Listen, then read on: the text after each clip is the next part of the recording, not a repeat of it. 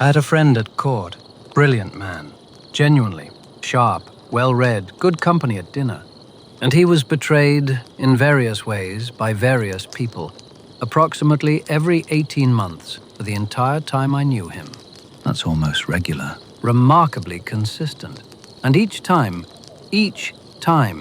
he was completely astonished, as if it had never occurred to him that this was a thing people did.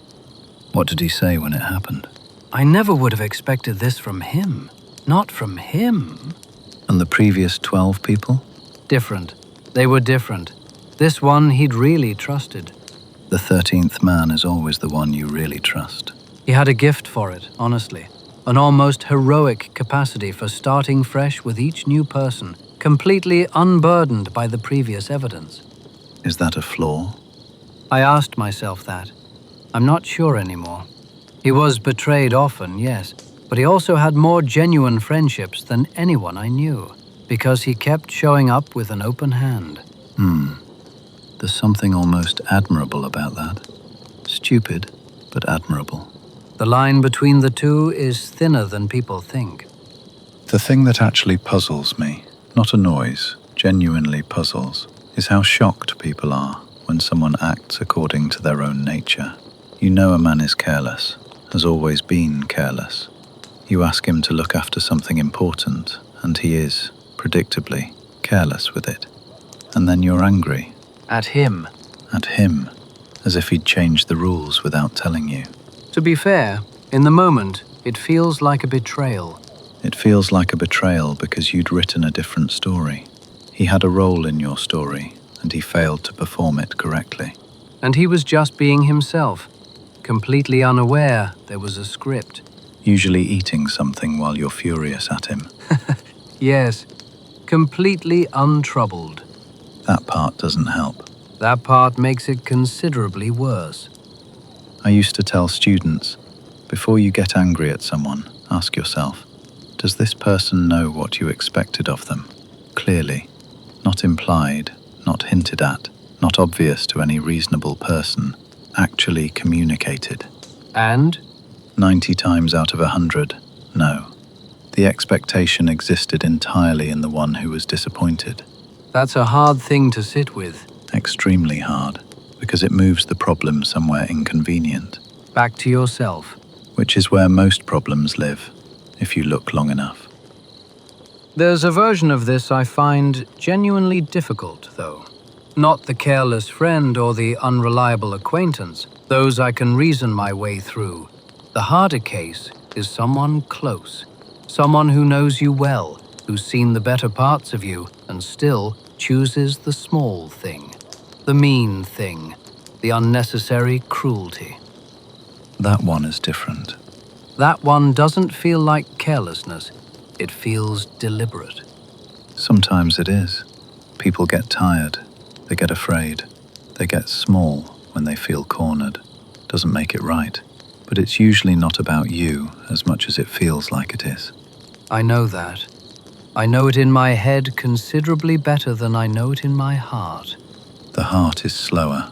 Much slower. My view, and I'm aware this sounds cold when I say it, is that you have to decide what you're actually dealing with. There are people who are limited in certain ways, and will always be limited, and you can either keep hoping they become someone else, or you can deal with who they actually are. The hoping is seductive, though. Very. Especially with people you love. You see what they could be, and you mistake that for what they are. I had a student who spent years trying to make his father proud. The father was not a man who expressed pride. Not incapable of it, I think, but it wasn't in his vocabulary. The son kept coming up with new things to achieve, bigger things, as if the right accomplishment would finally unlock it. Did it? The father came to see him speak once.